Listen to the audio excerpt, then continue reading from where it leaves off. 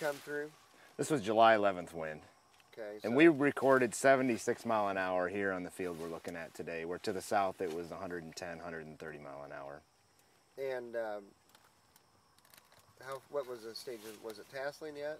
This crop that we're looking at right here would probably been about 5 days away from tasseling. A lot of the crop was in the tassel form. The tassel had just about shot out. Silks were following real quickly. And actually what the crop did in our area was delayed itself a little bit once the wind hit. It tried to right itself up, reach for the sun, and then after that it did pollinate. And kind of in our area here, we actually shedded pollen the way we should. The ears got upright, the tassel came out. Things pollinated pretty well. Now to the south, they had a little bit more of a challenge, mainly due to the moisture stress and the wind was a little bit heavier. So when you look at potential yield loss off that wind, what are you estimating there? And then you add the Goss's wilt onto that, or is that part of that loss? I would say they're two separate issues. Goss's wilt was so hybrid selective that certain growers are just going to get nailed based on the hybrid they chose.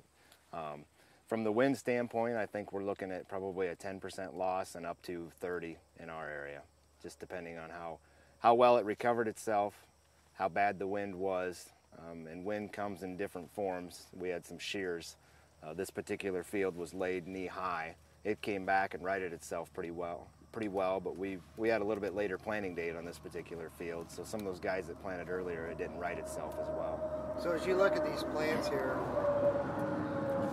what's your concern about those and why? Well, kind of what we're seeing here is there's a couple things going on, but basically we're getting to the point where it's starting to die out on the bottom edge of the plant. This is kind of some anthracnose moving in.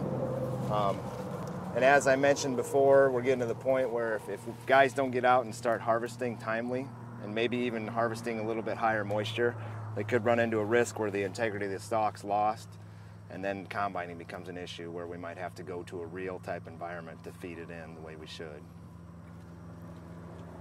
We got enough. The other thing too is that when you talk about a 20% yield loss, I think, you know, there may be a 20% yield loss from the wind, but what's the percentage of yield loss from the combine if we're not timely on harvest?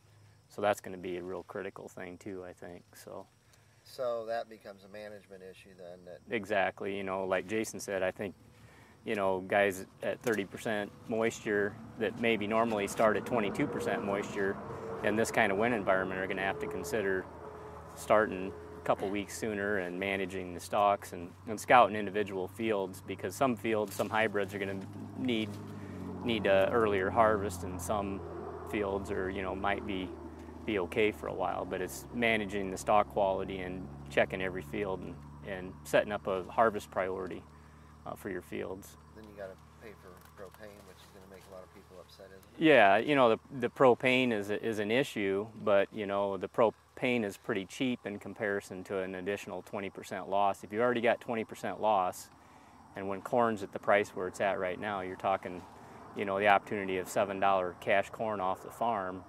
You got to really consider the value of that crop, and you really got to go after it. Yeah. So.